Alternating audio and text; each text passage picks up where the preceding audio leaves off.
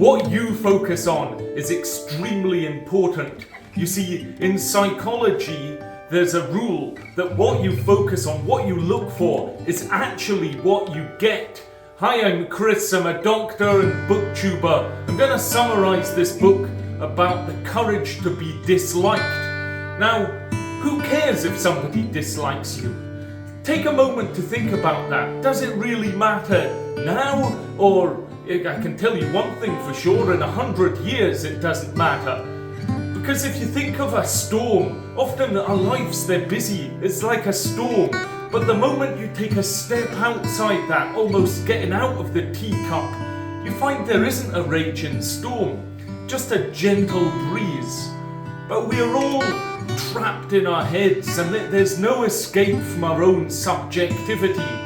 And often the world will seem really complicated, in a way because it is, but also if you just think when you change, often the world becomes a bit more simple.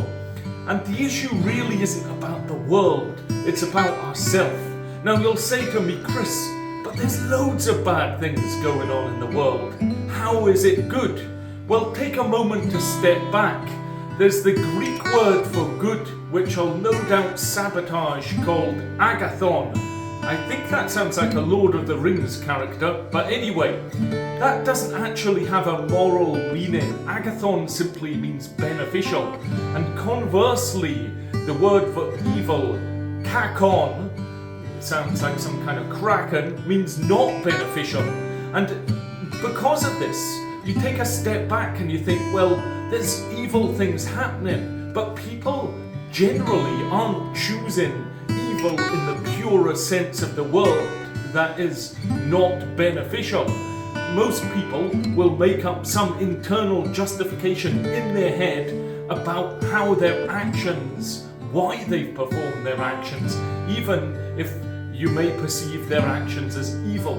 Now, when talking about interacting with people, there's two different types of relationships.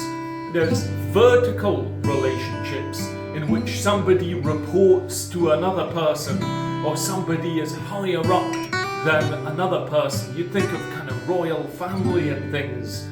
Whereas, equally, you could say, well, there's horizontal relationships, and these are where you see other people as other humans, as peers along that same plateau on the earth, doing the best that they can. And I think that's important to understand, because we want to aim for relationships with other people as peers, not reporting to or competing with somebody else.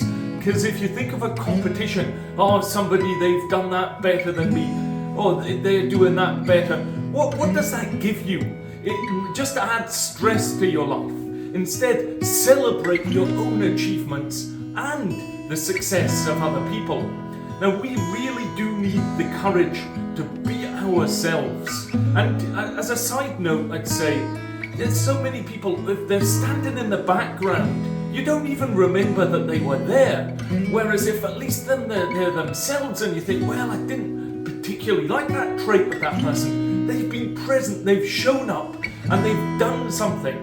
But equally, not just being ourselves, we need to have the courage to leave others and often empower others and trust them that when they say they're going to do something, have that faith that they actually will do something.